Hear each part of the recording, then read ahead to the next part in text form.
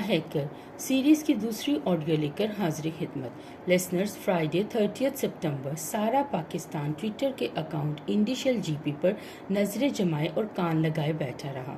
سارا دن اس اکاؤنٹ پر کوئی ہلچل نہ ہوئی کیونکہ وقت رات 9:30 کا دیا گیا تھا۔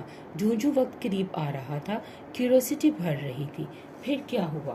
شام 7:13 پر ٹویٹ آئی، کچھ لوگوں نے سڈنی میں میرے گھر کے دروازے کو بائی فورس کھولنے کی کوشش کی ہے، جنہوں نے مجھے وائی فائی سگنل ٹاور سے تلاش کرنے کی کوشش کی۔ اس ٹویٹ نے ہمارے دلوں کو دہلا دیا اور ہمیں محسوس ہوا کہ طاقتور حلقوں نے اپنا کام شروع کیا ہوا ہے اور وہ کامیابی کے قریب ہیں۔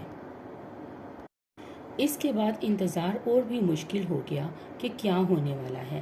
9:30 کا وقت قریب آنے والا تھا، لیکن اس سے پہلے رات 9:29 پر ایک اور ٹویٹ کے ذریعے لوگوں کی رائے لی گئی کہ کچھ طاقتور لوگوں نے اپیل کی ہے کہ ملک کی خاطر ان آڈیوز کو ریلیز نہ کیا جائے۔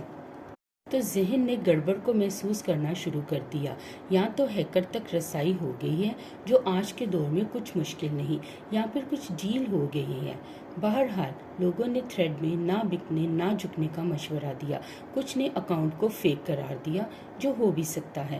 پھر اسی اکاؤنٹ سے 9:47 کو ایک اور میسج ریلیز ہوا، جس میں ہیکر نے اپنے عزم اور ارادے کی تصدیق کرتے ہوئے کہا کہ یہ فیصلہ کیا گیا ہے کہ آڈیوز ضرور لیک ہوں گی۔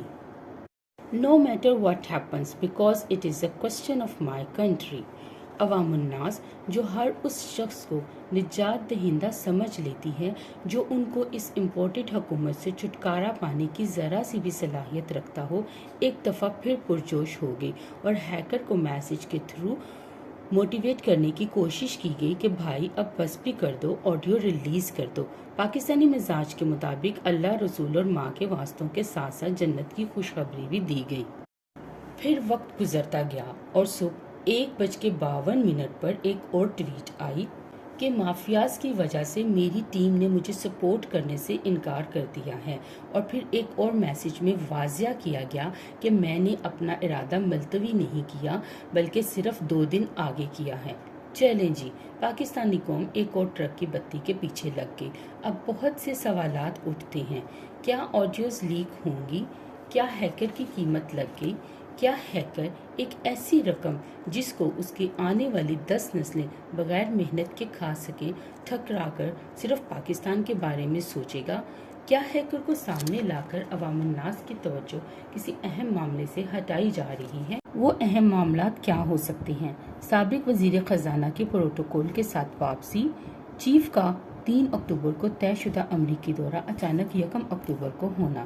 اگر یہ کوئی سفارتی دورہ ہے تو گورنمنٹ آفیشلز اور فارن آفس کے نمائندوں کے بغیر کیوں؟